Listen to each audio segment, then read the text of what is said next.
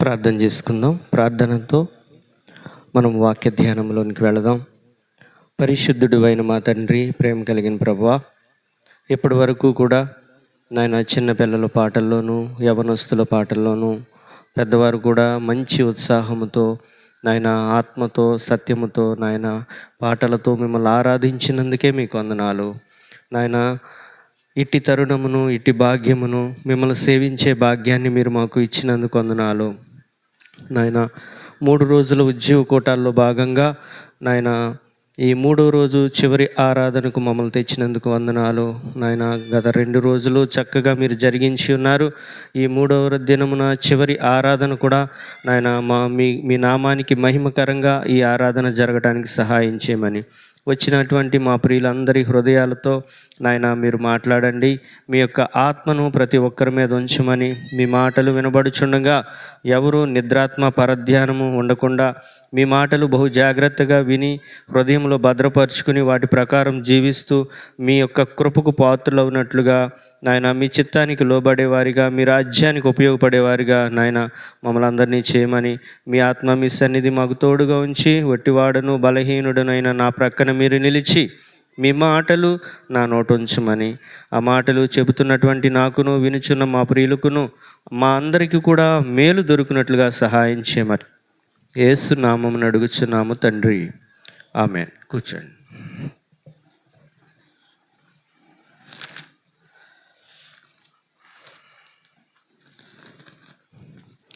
తిమోతికి రాసినటువంటి రెండవ పత్రిక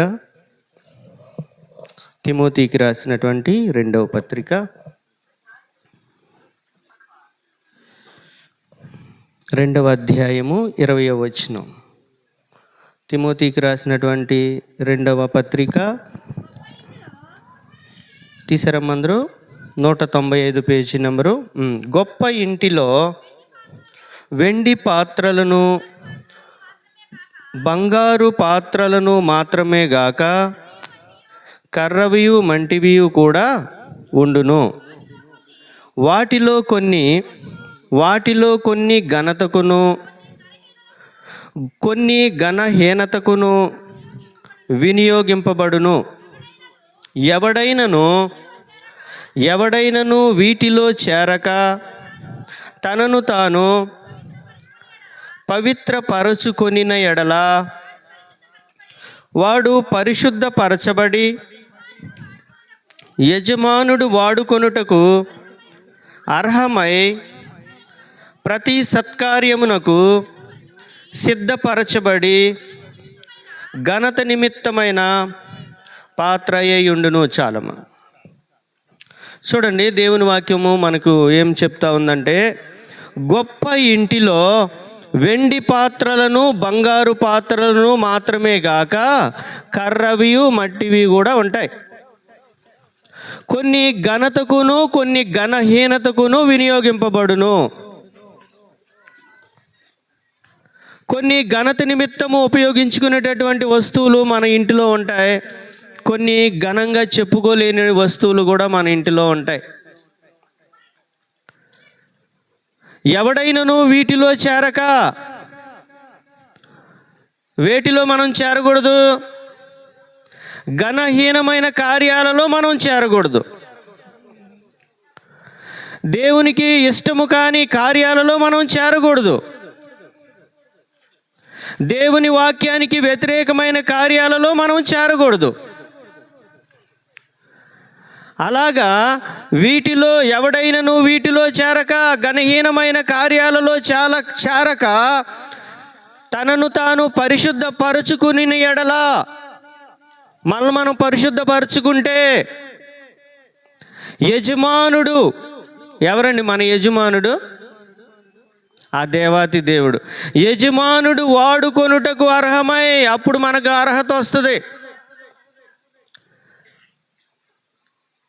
యజమానుడు వాడుకొనుటకు అర్హమై ప్రతి సత్కార్యమునకు సిద్ధపరచబడి ఘనత నిమిత్తమైన పాత్ర అయ్యుండును. అప్పుడు నీవు గనుడుగా ఉంటావు. ఘనహీనమైన కార్యాలు నువ్వు విసర్జించినట్లయితే, దేవునికి ఆయాసకరమైనటువంటి కార్యాలలో నీవు పాల్గొనకపోతే, దివారాత్రములు దేవుని వాక్యము దగ్గర కూర్చుని దేవుని వాక్యాన్ని ధ్యానించినట్లయితే, ఆయన చిత్తం కొరకు నువ్వు కనిపెట్టినట్లయితే, నీవు ఘనత నిమిత్తమైన పాత్ర అయి ఉంటావు. నీవు కానీ నేను కానీ మనందరము కూడా ఘనత నిమిత్తమైన పాత్రలుగా ఉంటాం. దేవుడు మనందరినీ కూడా ఒక విలువైన వారిగా చేయాలని తన యొక్క ఉద్దేశం. దేవుడు ఎవరిని కూడా త్రోసివేయాలని, నెట్టివేయాలని, లేకపోతే అగాధంలోనికి తోసేయాలని ఎప్పుడు అనుకోరు. ఒక తల్లికి 5 కుమారులు ఉన్నారనుకోండి, బాగా చదువుతున్నారు. ఒక వ్యక్తి చదవలేకపోతున్నాడు అనుకోండి, ఎవరో వీడు చదవట్లేదురా, వీడిని గుంటలోనికి తోసేయండిరా అని అనదు. ఎందుకనంటే తల్లి ప్రేమ అందరి మీద సమానంగా ఉంటుంది. బాగా చదువుకున్నవాడైనా, ఉద్యోగం చేస్తున్నవాడైనా, డాక్టర్ అయినా, ఇంజనీర్ అయినా, చదువు రాని వాడైనా, కుంటివాడైనా సరే అందరినీ సమానంగా ప్రేమిస్తూ ఉంటుంది తల్లి. వీడు కుంటివాడురా, వీడు వద్దురా, మనకి వదిలిపెట్టేసి రండిరా అని చెప్పదు. కాబట్టి నీలో ఉన్న బలహీనతను బట్టి దేవుడు నిన్ను ఎన్నడూ విడిచిపెట్టరు. కానీ నీవు చేయవలసింది ఏంటంటే, అపవిత్రమైన కార్యాలలో నువ్వు చేరకూడదు. దేవునికి అసహ్యమైన కార్యాలలో మనము చేరకుండా, మనము వాక్యం అనే అద్దములో సరిచూసుకుంటూ, మనము సరి చేసుకుంటూ దేవుని వాక్య ప్రకారం ముందుకు వెళితే అప్పుడు మన యజమానుడు మనల్ని వాడుకుంటారు.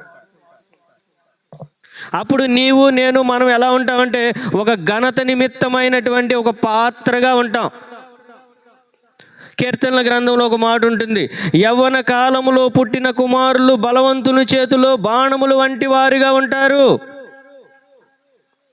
ఎవరైతే యవ్వన కాలంలో యవ్వనస్తులుగా ఉన్నప్పుడు ఆయన పాదాల దగ్గరకు వస్తారో, ఆయనను నమ్ముతారో, ఆయన యందు విశ్వాసం ఉంచుతారో, ఎవరైతే క్రీస్తులో తిరిగి జన్మిస్తారో, బాప్టిస్మం తీసుకుంటారో, లోకాన్ని విడిచిపెడతారో, పాపాన్ని విడిచిపెడతారో, అలాంటి వారు బలవంతుడైనటువంటి ఆ దేవాతి దేవుని చేతిలో ఒక బాణములు వంటి వారిగా ఉంటారు. ఒక బలవంతుడి చేతిలో ఒక ఆయుధం ఉందనుకోండి, ఎవరైనా దగ్గరికి వెళ్తారండి? అలాంటి ఆయుధముగా, అలాంటి ఒక బాణముగా, అలాంటి ఒక పాత్రగా దేవుడు నిన్ను, నన్ను, మనల్ని చేయాలని ఆశపడతా ఉన్నారు. ఆ దేవాతి దేవుడు ఈరోజు నీతో మాట్లాడుతున్నటువంటి మాటలు ఏమిటయ్యా అంటే, గొప్ప ఇంటిలో వెండి పాత్రలు, బంగారు పాత్రలు మాత్రమే గాక కర్రవి, మట్టివి కూడా ఉన్నాయి. గొప్ప ఇల్లు అంటే ఏంటండి? గొప్ప ఇల్లు ఎక్కడైనా చూసారా? గొప్ప ఇంటికి ఎప్పుడైనా వెళ్ళారా? గొప్ప ఇల్లు అంటే దేవుని సంఘమే. దానికి మించినటువంటి ఇల్లు ఎక్కడా లేదు. గొప్ప ఇంటిలో, దేవుని సంఘములో దేవుణ్ణి వెదికేవారు ఉంటారు, దేవుణ్ణి ఆరాధించేవారు ఉంటారు, దేవునికి పూర్తిగా తనను తాను అప్పగించుకునేవారు ఉంటారు. కానీ దేవునికి ఏమాత్రము లోబడిన వారు కూడా ఉంటారు. దేవుని సన్నిధికి వెళ్ళేవారు అందరూ దేవునికి లోబడేవారు కాదు. అది నేను చెబుతున్నది కాదు, దేవుని వాక్యమే చెబుతుంది. గొప్ప ఇంటిలో విలువైన వారు ఉన్నారు, విలువ తక్కువ వారు కూడా ఉన్నారు. ఆయన ఘనపరిచేవారు ఉన్నారు, ఆయనను ఘనహీనులుగా చేసేవారు కూడా ఉన్నారు. మనం ఎలా ఉన్నాం? మనము ఆయనకు ఘనత తెచ్చేవారిగా ఉన్నామా? ఆయన చేతిలో విలువైన ఘనమైన ఆయుధాలుగా మనం ఉన్నామా? మనం పరిశుద్ధపరచుకుంటున్నామా? వాక్యము ద్వారా మన నడకలు, మన పడకలు అన్నీ పరిశీలన చేస్తున్నారా దేవాతి దేవుడని? మన మాటలు, మన క్రియలు మనం సరి చేసుకుంటున్నామా? అలాగే సరి చేసుకుంటూ దేవుని పాదాల దగ్గర మనం గడిపినట్లయితే మనము ఘనత నిమిత్తమైన పాత్రలుగా, ఆయన పనిముట్లుగా, ఆయన సేవ చేసేవారిగా, ఆయనకు కుమారులుగా, ఆయనకు సేవకులుగా మనల్ని ఏర్పాటు చేసుకుంటారు ఆ దేవాతి దేవుడు. చూడండి, నేను ఒక ప్రార్థన లేనటువంటి ఒక కుటుంబం నుంచి వచ్చిన వాడను. నాకు వాక్యం తెలియదు. నా తల్లిదండ్రులు కానీ, వారి పూర్వీకులు కానీ, వారి పూర్వీకులు ఎవరు దేవుని దగ్గరకు వచ్చిన వారు లేరు. అలాంటి ఒక కుటుంబం నుంచి వచ్చినటువంటి నన్ను ఆ దేవాతి దేవుడు ప్రేమించి ఒక మంచి దైవజనుడికి నన్ను అప్పగించారు. ఆ దైవజనుడు తండ్రి వలె నన్ను ప్రేమించి నాకు ఎన్నో విలువైన విషయాలు చెప్పారు. దైవజనుడు చెప్పిన మాటలు, దేవుడు నన్ను నడిపిస్తున్నటువంటి ఆ నడకలు నేను విడిచిపెట్టలేదు. నాకంటే పెద్దవారు కానీ చిన్నవారు కానీ అనేక మంది నేను మారు మనసు పొందేటప్పుడు నాతో మాట్లాడారు. ఇలాగ పాపాన్ని ఒప్పుకోవాలి, ఇలాగ పాపాన్ని సరిచేసుకోవాలి, ఇలాగ వాక్యాన్ని చదవాలి, దేవుడు ఇలా చెబుతున్నారు, దేవుని ప్రణాళిక ఇది, దేవుని ఉద్దేశం ఇది అని ఎన్నో విషయాలు నాతో చాలామంది చెప్పారు. నా సహోదరులు, పూర్వపు సహోదరులు విజయవాడలో చాలామంది ఉన్నారు. మరిదాస్ అన్నగారు కూడా నాతో మాట్లాడారు నేను మారు మనసు పొందేటప్పుడు. ఆ సహోదరులు నాతో ఎన్నో విషయాలు నన్ను నడిపించారు దేవుని వైపుకి.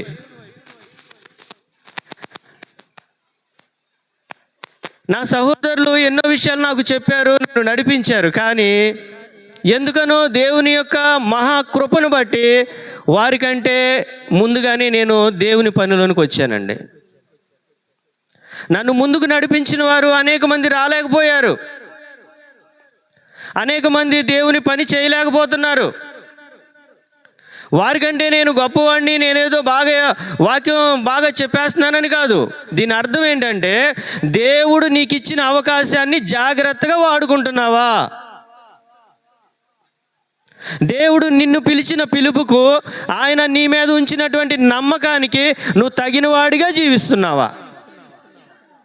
అలాగ మనము జీవించకపోతే వచ్చిన తరుణమును, వచ్చిన అవకాశాన్ని, దేవుని యొక్క పిలుపును నిర్లక్ష్యం చేస్తే ఏం జరుగుతుంది? దేవుని యొక్క పిలుపును, దేవుని యొక్క రక్షణను మనము చేజార్చుకుంటే చివరికి మనం ఏమైపోతామంటే గురుడి వారం అయిపోతాం. దేవుడు చూసి ఇక ఈయనకి ఎంత చెప్పినా ఉపయోగం లేదు అని దేవుడు మనల్ని దాటిపోయారనుకోండి, మన పరిస్థితి కష్టమైపోద్ది. యేసు ప్రభువారు సువార్త పరిచర్య చేస్తున్నటువంటి రోజులలో ఆయన వస్తున్నాడని చెప్పి ఒక గ్రుడ్డివాడికి తెలిసింది. జనాలందరూ కూడా సందడిగా నడుస్తున్నారు. ఆయన గుడ్డివాడు, ఆయనకి కనపడవు కాబట్టి, అయ్యా ఏంటి జనాలందరూ సందడిగా ఉన్నారు అంటే, నజరేయుడైన యేసు ఈ మార్గం గుండా వస్తున్నాడు అని చెప్పారు ఆయనకి. ఆయన ఏం చేశాడు? మౌనంగా ఉండలేదు, బిగ్గరగా కేకలు వేస్తున్నాడు, దావీదు కుమారుడా నన్ను దాటిపోవద్దయ్యా, నన్ను దాటిపోవద్దు అంటున్నాడు. పక్కన ఉన్నవారు అంటున్నారే, ఎందుకు అరుస్తున్నావు, ఆయన వస్తాడు కదా అంటున్నారు. నీకేం తెలుసయ్యా నా బాధ, నీకు కన్నులు కనబడుతున్నాయి, నాకు కనబడట్లేదు, ఆయన నన్ను దాటిపోయాడు అనుకో, నేను శాశ్వతంగా గుడ్డివాడిగానే మిగిలిపోతాను. ఆయన నీకు ఇచ్చిన అవకాశాన్ని నువ్వు వినియోగించుకోకపోతే, ఆయన పిలుపును, ఆయన రక్షణను నువ్వు నిర్లక్ష్య పెడితే, ఆయన నిన్ను దాటి వెళ్ళిపోయాడు అనుకోండి, మనం శాశ్వతంగా అయోగ్యులుగా మిగిలిపోతాం. మనలో ఏ యోగ్యత ఉండదు. దేవుడు నిన్ను బలమైన వాడిగా, బలమైన ఆయుధముగా చేయాలనుకుంటున్నారు. మిమ్మల్ని ప్రవక్తనీలుగా దేవుడు చేయాలనుకుంటున్నారు. దేవుడు భూలోకాన్ని తలక్రిందులు చేయడం కాదు, నా పిల్లల ద్వారా తలక్రిందులు చేయాలి అనుకుంటున్నారు. దేవుడు ఒక మాట చెబితే తలక్రిందులు అయిపోద్ది ఏదైనా, కానీ అది కాదు, అది దేవుని చిత్తం కాదు. నా పిల్లల ద్వారా తలక్రిందులు చేస్తాను నేను లోకాన్ని, నేను అపవాదిని ఓడించాను, నా పిల్లల ద్వారా ఓడిస్తాను. మరణమా ఎక్కడ నీ ముళ్ళు, నా తండ్రి నీ ముళ్ళును విరిచాడు, నేను నిన్ను ఓడిస్తాను అని మనం చెప్పాలి గర్వంగా. ఆ దేవాతి దేవుడి నామాన్ని బట్టి, ఆయన ఇచ్చిన రక్షణను బట్టి ఈ లోకాన్ని తలక్రిందులు చేసేవారిగా ఉండాలని దేవుని ఉద్దేశం. కానీ మనము ఆయన ప్రణాళికల్లోనికి ఎంతకాలం చూసినా రాలేం. ఎంత వాక్యం విన్నా సరే ఎక్కడ వేసిన గొంగడి అక్కడే ఉన్నట్టుగా ఉంటుంది మన ప్రవర్తన. దేవుడు నీ మీద ఎంత నమ్మకం ఉంచారో, దేవుడు నిన్ను ఎంతగా ప్రేమిస్తున్నారో, దేవుడు నిన్ను కంటికి రెప్పవలే ఎన్నో ప్రమాదాల నుంచి రెప్పపాటు కాలంలో తప్పించి ఇంకను నీకు నాకు మనకు జీవాన్ని ఎందుకు ఇస్తున్నారు? కరోనా సమయంలో అనేక మంది చనిపోయారు. మనం గొప్పవారమనే మన ప్రాణాన్ని ఇంకా ఆయన దాచారు. మనకి యోగ్యులము, మనం గొప్పవారము, మనకు కండలు ఉన్నాయి, కండలు తిరిగి ఉన్నాం, గొప్ప వంశం నుంచి వచ్చామనే. కాదండి. దేవుడు ఇంకను మనల్ని ప్రేమించి మనకి ఇంకను అవకాశం ఇస్తున్నారు. దాన్ని మనం ఎలా తీసుకుంటామంటే చాలా నిర్లక్ష్యంగా తీసుకుంటాం. చూడండి, దేవుని వాక్యంలో ఘనమైన వారు ఉన్నారు, ఘనహీనమైన వారు కూడా ఉన్నారు. చూడండి, మొట్టమొదట ఆది కాండంలో 2 కుమారులు ఉన్నారండి. ఒక ఆయన కయీను, రెండో ఆయన హేబేలు. కయీను ఏం చేస్తాడు? భూమిని సేద్యపరుస్తాడు. హేబేలు పశువుల కాపరి లేదా గొర్రెల కాపరి. వీరిద్దరికీ కూడా దేవునితో మంచి సంబంధం ఉంది. అయితే ఒకానొక సందర్భంలో వీరిద్దరూ కూడా దేవునికి అర్పణ తెచ్చారు. కయీను యొక్క అర్పణ దేవుడు అంగీకరించలేదు, కానీ హేబేలు యొక్క అర్పణ దేవుడు అంగీకరించారు. ఎందుకు కయీను యొక్క అర్పణ దేవుడు అంగీకరించలేదు? కయీను దేవునిని తప్పుగా అర్థం చేసుకున్నాడు. దేవుడు ఏది ఇచ్చినా తీసుకుంటాడుగా, దేవుడు ఏ సమయంలో వెళ్ళినా ఏమంటాడులే,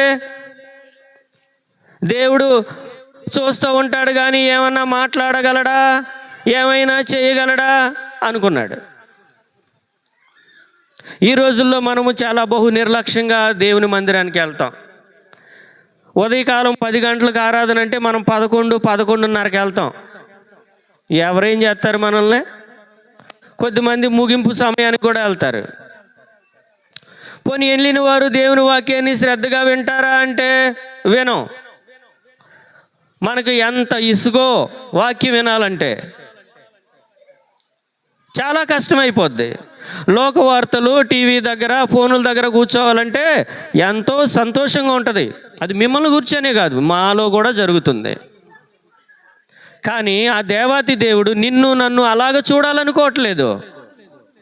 తల్లిలైన వారు, తండ్రులైన వారు మీ బిడ్డలు మిమ్మల్ని ప్రేమించకుండా లోకంలో తిరిగితే మీకు ఎంత కష్టంగా ఉంటుంది.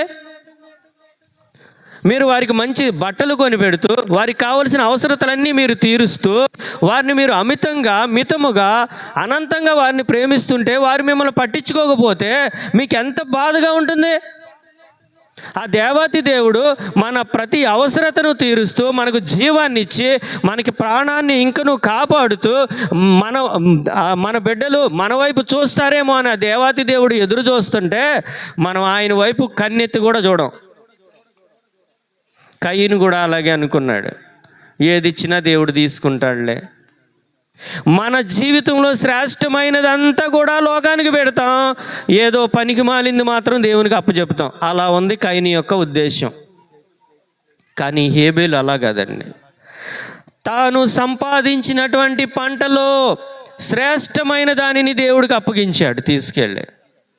ఈ రోజుల్లో యవనస్తులేమి, పెద్దవారేమి, చిన్నవారేమి, దేవుని ఎరిగిన వారు, మారు మనసు పొందినవారు, బాప్టిజం తీసుకున్నవారు మీ జీవితంలో శ్రేష్టమైనది దేవుని దగ్గరకు పెడుతున్నారా? మీ శ్రేష్టమైన జీవితం మీ దేవుని సన్నిధిలో పెడుతున్నారా? ప్రభువా, ఇది మీరిచ్చిన జీవము, ఇది మీరిచ్చిన శరీరము, ఇది మీరిచ్చిన ఆత్మ, ఇది మీది ప్రభువా, మీ రాజ్యము కొరకు నా ప్రాణాన్నైనా ఇస్తాననే తెగింపు, త్యాగము, ధైర్యము, సాహసము మనలో ఉంటే దేవుడు మనల్ని అంటారు, వీడు నా ఘనత నిమిత్తమైన పాత్ర అండి అంటారు దేవుడు. ఈయన నా కుమారుడు, ఈయన నా కుమార్తె, వీని మీదకి ఎవరిని రానివని అంటారు దేవుడు. నిన్ను బట్టి నన్ను బట్టి ఉప్పొంగుతారు దేవుడు. అలాంటి తెగింపు మనలో ఉండాలి, అలాంటి సాహసం మనలో ఉండాలి.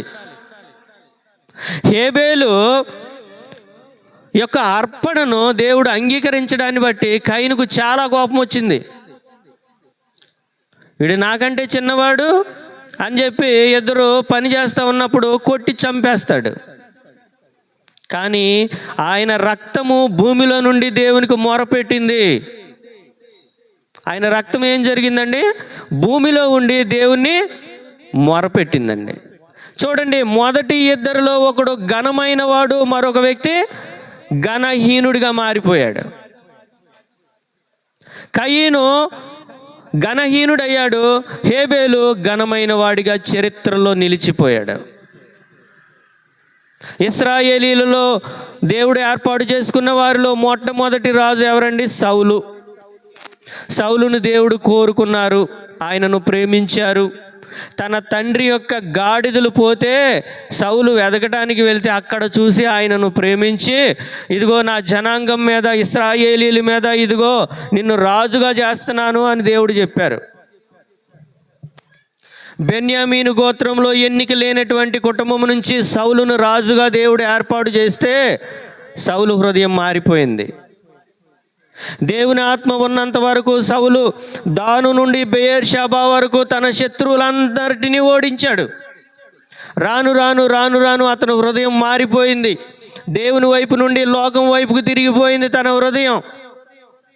దేవుడు ఆయన్ని విడిచిపెట్టేశారు.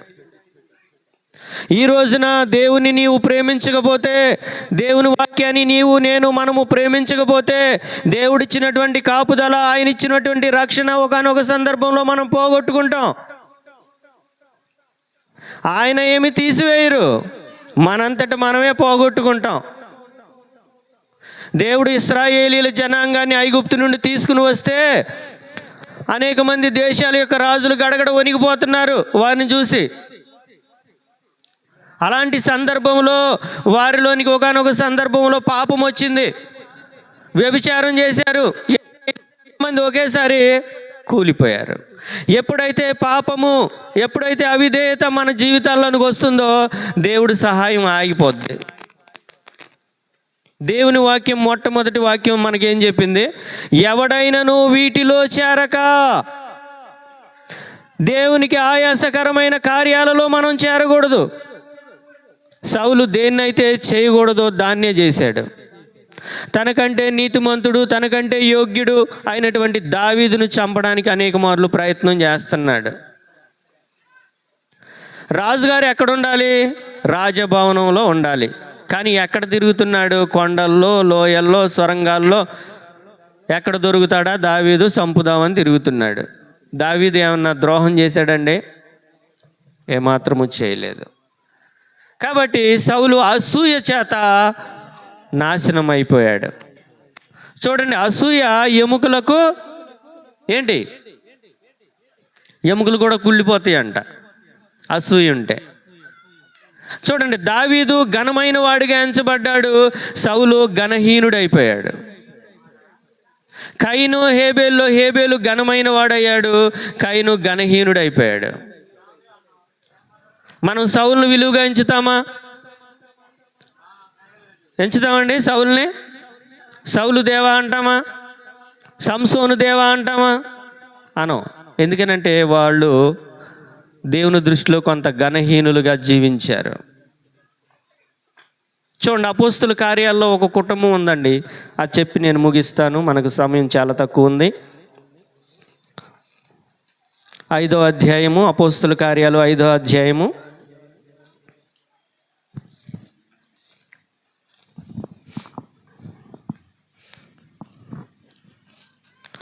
తీసారా?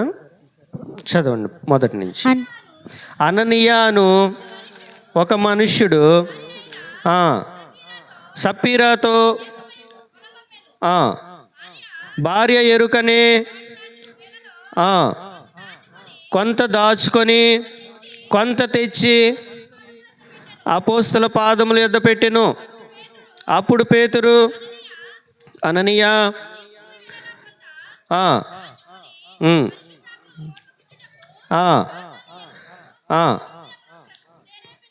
అవును, నీదే కదా అమ్మిన పిమ్మట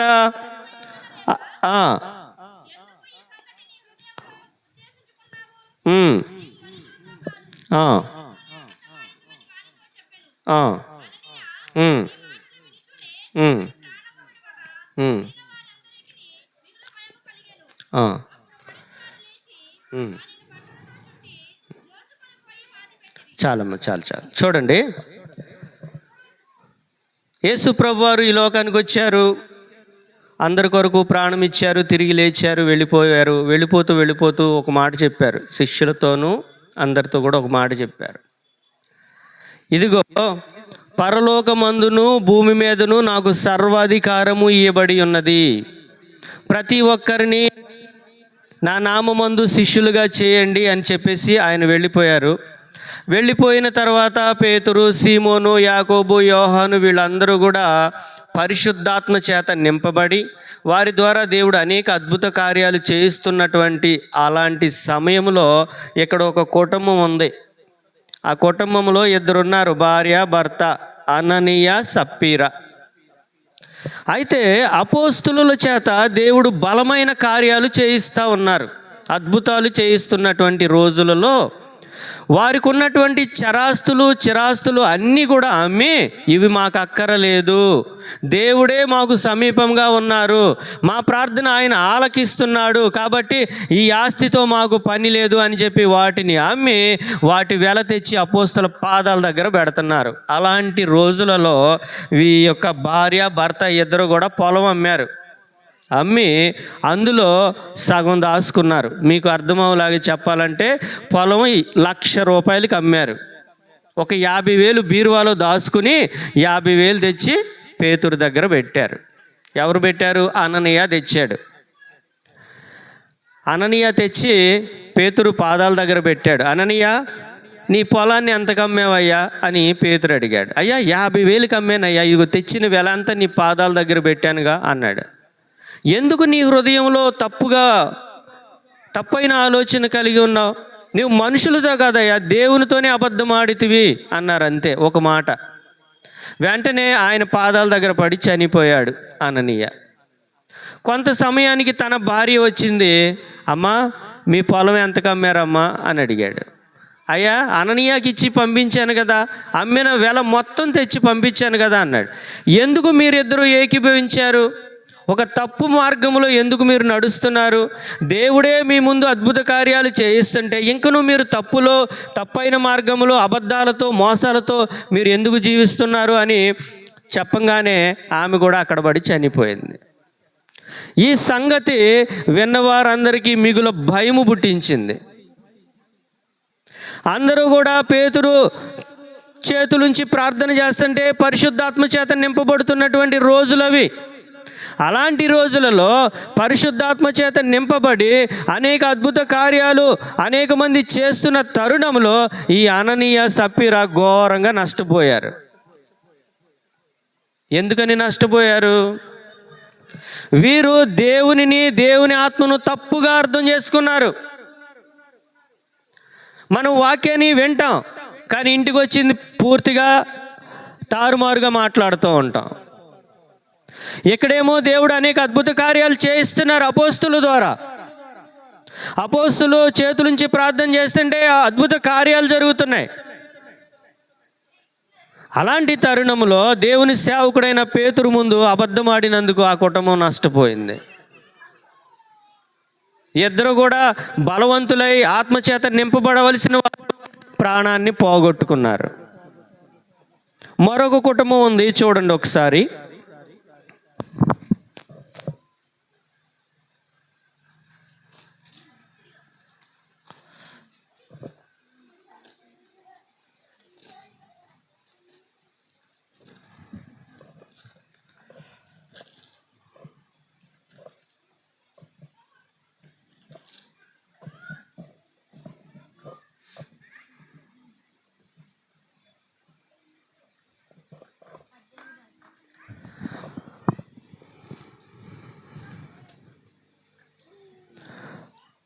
ఆ 18వ అధ్యాయము, అపోస్తల కార్యములు 18వ అధ్యాయము మొదటి వచనం నుండి కొన్ని వచనాలు. అటు తరువాత పౌలు ఏథెన్సు నుండి బయలుదేరి కొరింథునకు వచ్చి పొంతు వంశీయుడైన ఆకుల అను ఒక యూదుని అతని భార్య అయిన ప్రిస్కిల్లాను కనుగొని వారి యొద్దకు వెళ్ళెను.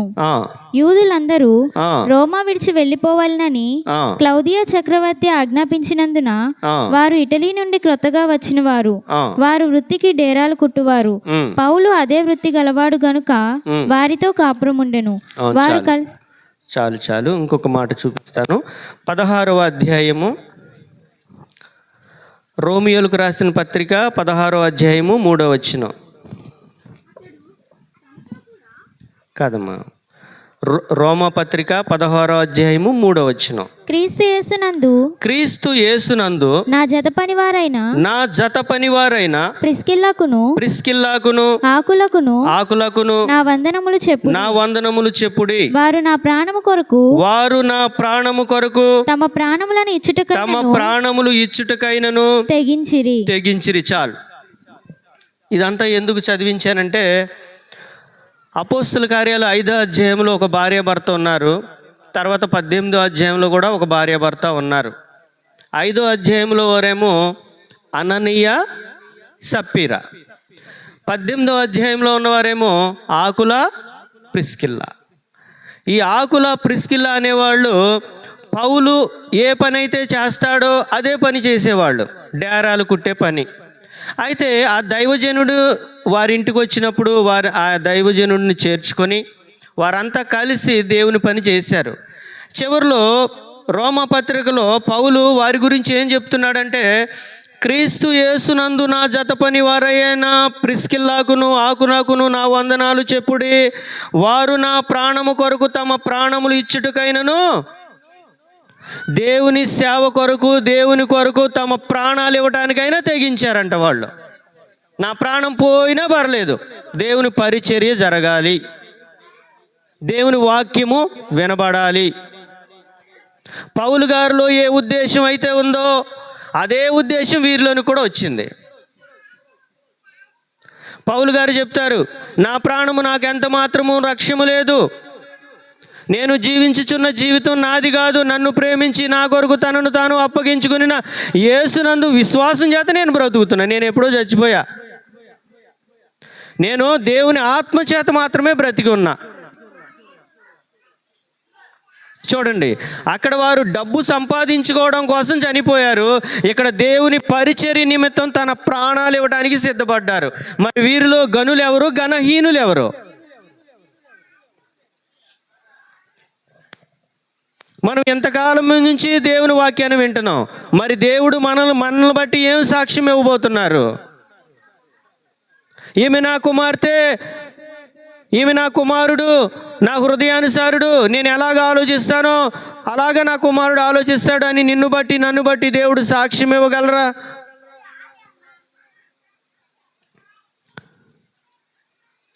కాబట్టి దేవుని వాక్యం ఈరోజు నీతో, నాతో, మనతో ఏం చెప్తుందంటే, గొప్ప ఇంటిలో వెండి పాత్రలు, బంగారు పాత్రలు మాత్రమే గాక కర్రవి, మట్టివి కూడా ఉంటాయి.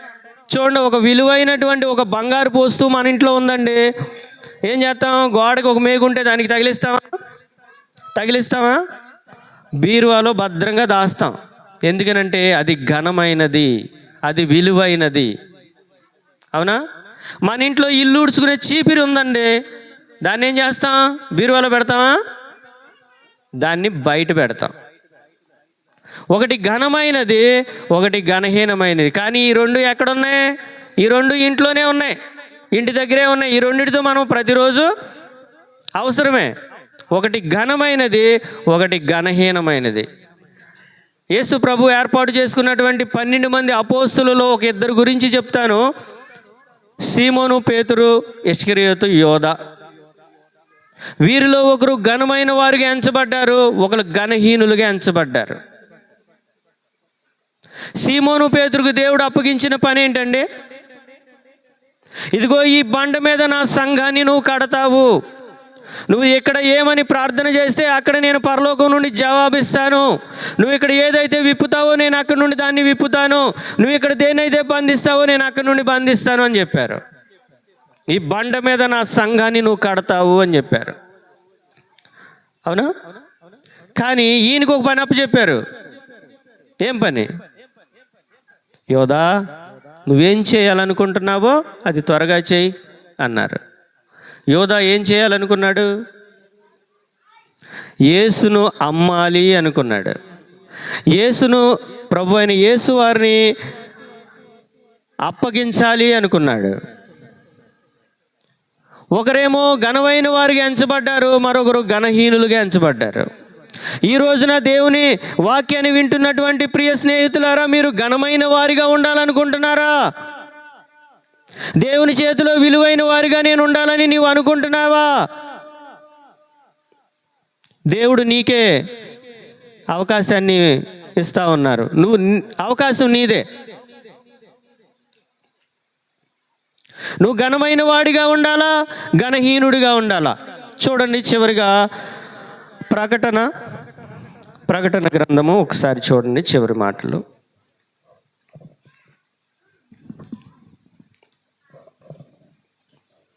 22వ అధ్యాయము 11వ వచనం. అన్యాయము చేయువాడు, చూడమ్మా ఈ వాక్యాన్ని అందరూ కూడా జాగ్రత్తగా చూడండి. బైబిల్లో చివరి పేజీ ప్రకటన 22వ అధ్యాయము 11వ వచనం. అన్యాయము చేయువాడు ఇంకను అన్యాయమే చేయనిమ్ము. అపవిత్రుడైన వాడు ఇంకను అపవిత్రుడుగానే ఉండనిమ్ము. నీతిమంతుడు ఇంకను నీతిమంతుడుగానే ఉండనిమ్ము. పరిశుద్ధుడు ఇంకను పరిశుద్ధుడుగానే ఉండనిమ్ము. ఇదిగో నేను త్వరగా వచ్చుచున్నాను. వాని క్రియల చొప్పున ప్రతి వానికి ఇచ్చుటకు నేను సిద్ధపరిచిన జీతము నా యొద్ద ఉన్నది. చూడండి అమ్మా, అన్యాయము చేయవాడు ఇంకను అన్యాయమే చేయని. అపవిత్రంగా ఉన్నాడా? అపవిత్రంగానే ఉండని. లేకపోతే పరిశుద్ధతను కోరుకుంటున్నాడా? న్యాయముగా బతకాలనుకుంటున్నాడా?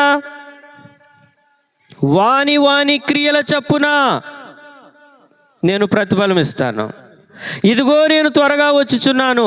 వాని క్రియల చొప్పున. మన క్రియలు మార్చుకోకపోతే, మన జీవితం మార్చుకోకపోతే, దేవుడు మనల్ని ఎలాగ ఉండాలని కోరుకుంటున్నారో అలాగ మనం నడవకపోతే చివరికి మనల్ని దేవుడు విడిచిపెట్టేస్తారు. వాని క్రియల చొప్పున. అలాంటి ఘోరమైన స్థితిలోనికి మనం వెళ్ళకూడదు. కాబట్టి స్నేహితులారా, దేవుని వాక్యము మనకి ఫోనుల్లో వినబడుతుంది. ప్రతి ఆదివారం వింటున్నాం. కొద్దిమంది శుక్రవారం వింటారు, శనివారం వింటారు, టీవీల్లో వింటూ ఉంటాం. ఎంత విన్నప్పటికీ కూడా మన హృదయంలో మార్పు రాకపోతే, మనము నూతన సృష్టిగా మారకపోతే, దేవుని పోలికల్లోనికి మనం మారకపోతే దేవుడు కూడా ఏం చేయలేరు. దేవుడు నీకు ఇవ్వబడిన సమయంలో, నీకు ఇవ్వబడినటువంటి జీవములో ఆయన మీద పూర్తిగా నీవు ఆనుకోకపోతే, ఆయన చెప్పిన విధంగా మనము బ్రతకకపోతే, దేవుడు నీవు దేన్ని కోరుకున్నావో దానిని బట్టే నేను నీకు ప్రతిఫలం ఇస్తాను. నువ్వు నీతిని కోరుకుంటే నీతిని బట్టి ప్రతిఫలం ఇస్తాను. నీవు అన్యాయాన్ని కోరుకుంటే అన్యాయాన్ని బట్టే ప్రతిఫలం ఇస్తానని దేవాతి దేవుడు చెప్తున్నారు. పౌలు ఒక మాట చెప్పాడండి గలతీ పత్రికలో. మునుపు మనలను హింస పెట్టినవాడు తాను పూర్వమందు పాడు చేయుచు వచ్చిన మతాన్ని ప్రకటిస్తున్నాడు అని నన్ను బట్టి అనేకులు దేవుణ్ణి మహిమపరిచారు అన్నాడు. ఏంటండి దాని అర్థం ఏంటి? మునుపు మనల్ని హింస పెట్టినవాడు సౌలు అనేవాడు సంఘాన్ని హింస పెట్టాడంట కదా, అనేకులు చంపుతున్నాడు కదా, అనేకులు చెరసాల్లో వేయించి హింస పెడుతున్నాడు. ఇప్పుడు అదే మతాన్ని ప్రకటిస్తున్నాడా? అదే దేవుని కొరకు, అదే ఆత్మ కొరకు తన ప్రాణాన్ని ఇవ్వడానికి కూడా తెగించాడా? దేవుడు ఎంత గొప్పవాడండి. అతని జీవితాన్ని పూర్తిగా మార్చేశారు. చీకట్లో నుండి పూర్తిగా వెలుగులోనికి అతని జీవితాన్ని తెచ్చారు అని పౌలును బట్టి అనేకులు దేవుణ్ణి మహిమపరిచారట. అలాగ మారు మనసు పొందిన నిన్ను బట్టి, నీ కుటుంబాన్ని బట్టి, లేకపోతే నీ ఆత్మీయ జీవితాన్ని బట్టి వాక్యము ఎరగని వారు, అలాంటి వారు మన దేవాతి దేవుని మహింపరచాలి. ఇదిగో అక్క మారు మనసు పొందింది, ఇదిగో చెల్లి మారు మనసు పొందింది, లేకపోతే అన్నయ్య మారు మనసు పొందాడు, తన క్రియలు మొత్తం మారిపోయినాయి. ఒకప్పుడు క్రియలు ఏం కనపడట్లేదు, ఒకప్పుడు నోరెప్పితే ఏది పడితే అది మాట్లాడేది, ఇప్పుడు అలాంటి ఏమీ మాట్లాడట్లేదు, సాధువుగా మారిపోయింది. నిన్న మనం చెప్పుకున్న ఒక మాట, స్త్రీలు ఎలాంటి గుణాన్ని కలిగి ఉండాలండి? సాధువైనట్టు, మృదువైనట్టు గుణం కావాలి. ఇది దేవుని దృష్టిలో విలువైనది. దేవుని దృష్టిలో ఏది విలువైనదో మనకు తెలియాలి. కాబట్టి స్నేహితులారా, జాగ్రత్తగా ఉందాం. ఎంతో ఖర్చుతో కూడుకున్నటువంటి ఉద్యోగ కూటాలు, ఖర్చు మొత్తం అన్నగారే భరిస్తారు, మా మీద ఏమీ భారం పెట్టరు. ఒకప్పుడు ఇక్కడ సేవ చేస్తున్నటువంటి మరిదాస్ అన్నగారిని మీరు చూసే ఉంటారు. ఆయన జీవితాన్ని మీరు చూశారు. ఆయన ఊళ్ళో కనపడేవాళ్ళు కాదు, గుడివాళ్ళలోనే ఉంటారు. ఎప్పుడైతే దేవుడు ఆయన్ని దర్శించారో, దేవుడు ఆయన్ని కోరుకున్నారో, ఎప్పుడైతే దేవుడు ఆయన్ని పట్టుకున్నారో, ఆయన క్రియలు మొత్తం మారిపోయినాయి. మీరు పరిశీలన చేయండి. మేమంటే విజయవాడలో ఉంటాం, ఆయన ఇక్కడే ఉంటారు. ఒకప్పుడు గత జీవితం ఎలా ఉంది, ఇప్పుడు జీవితం ఎలా ఉంది, మార్పు ఏమైనా కనబడుతుందా? అది దేవుడు కోరుకునేది. కాబట్టి స్నేహితులారా, ప్రార్థన చేద్దాం. దేవుడు ప్రతి ఒక్కరిని ప్రేమిస్తూ ఉన్నారు, మనకు సమయాన్ని ఇచ్చారు. మన సమయం ముగించబడలేదు కాబట్టి మనం ప్రార్థన చేద్దాం, లోబడదాం. ప్రతి ఒక్క దేవునికి వ్యతిరేకమైన ప్రతిదీ కూడా మనం ఒప్పుకుంటే ఆయన నీతిమంతుడు, న్యాయాధిపతి కాబట్టి మన ప్రతి పాపమును కడిగి మనల్ని పరిశుద్ధపరిచి మనల్ని ముద్దాడుతారు. తల వంచండి, ప్రార్థన చేసుకుందాం.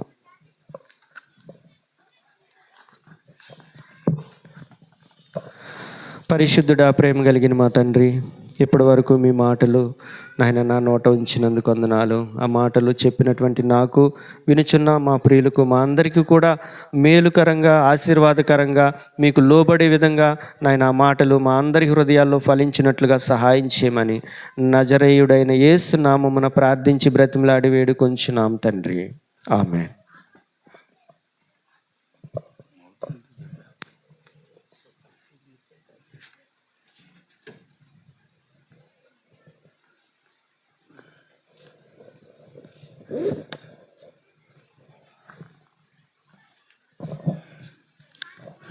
రెండు దినాలు